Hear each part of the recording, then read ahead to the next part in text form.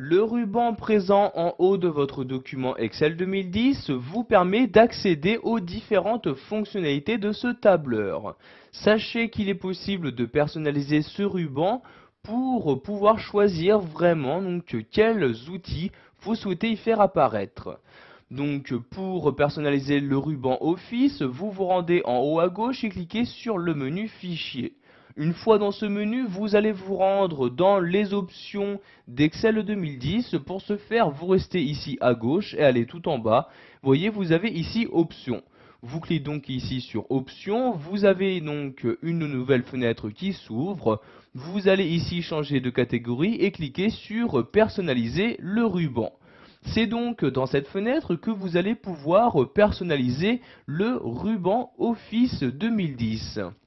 Donc par exemple ici vous voyez à droite vous avez la liste des différents onglets actuellement présents dans le logiciel. Sachez qu'il ne vous sera pas possible de supprimer ces onglets ou encore les fonctionnalités se trouvant à l'intérieur. Vous ne pouvez juste qu'ajouter d'autres fonctionnalités ou encore créer votre propre onglet. Donc nous allons ici par exemple créer un nouvel onglet. Je clique donc ici sur nouvel onglet comme ceci. Donc vous avez ici le nouvel onglet qui vient d'apparaître. Donc je vais le renommer en cliquant dessus pour le sélectionner et je clique maintenant sur renommer comme ceci. Donc dans cette fenêtre, vous allez choisir le nom que vous souhaitez donner à cet onglet. Je vais par exemple ici le renommer outils utiles, où je vais y insérer les outils que j'utilise le plus souvent.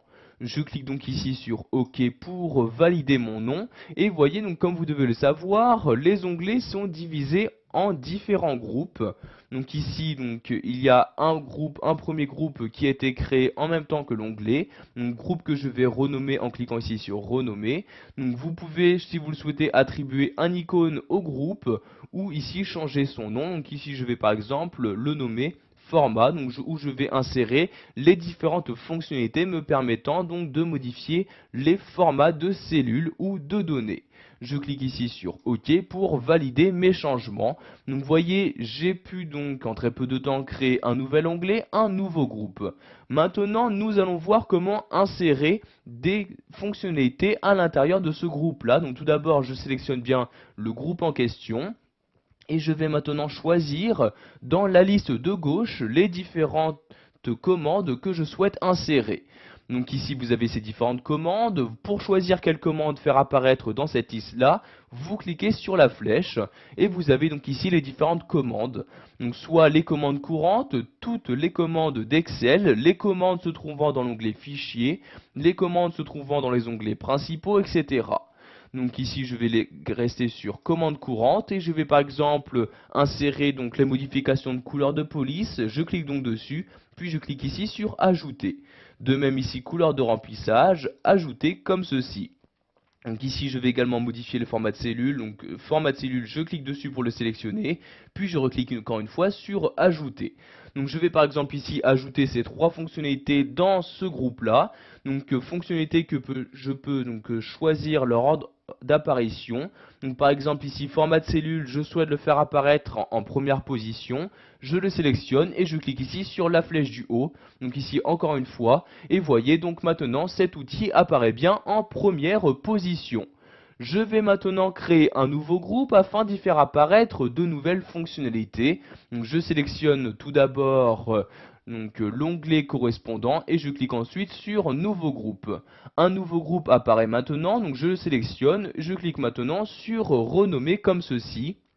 Et ce nouveau groupe, je vais le renommer par exemple copier-coller comme ceci, puis je clique sur OK. Dans ce nouveau groupe, je vais maintenant y insérer de nouveau des commandes. Donc je sélectionne bien le groupe et je sélectionne les commandes. Donc ici la première commande copier, je la sélectionne, puis je clique sur ajouter comme ceci. Je vais faire de même ici pour coller, donc je sélectionne coller, puis ajouter. Et pour finir, je vais insérer également la commande collage spécial en cliquant ici sur collage spécial et en cliquant ici sur ajouter comme ceci. Donc maintenant je vais m'arrêter là pour ce nouvel onglet et je vais donc cliquer sur OK pour donc procéder à la création de cet onglet. Donc vous voyez ici l'onglet apparaît maintenant en deuxième position. Donc outils utiles, je clique dessus et apparaît bien donc dans cet onglet les différentes fonctionnalités que j'ai choisies. Donc ici dans le groupe format, il y a bien le format de cellule et le changement de couleur. Et dans le groupe copier-coller, il y a bien donc les différents outils me permettant de copier et de coller donc les données que je souhaite. Pour remodifier et personnaliser donc le ruban Office sous Excel, je retourne ici sur Fichier, puis tout en bas je clique sur Options et donc dans cette fenêtre je clique ici sur Personnaliser le ruban. Si je souhaite maintenant donc supprimer donc cet onglet, je sélectionne l'onglet en question et je clique tout simplement ici sur supprimer comme ceci.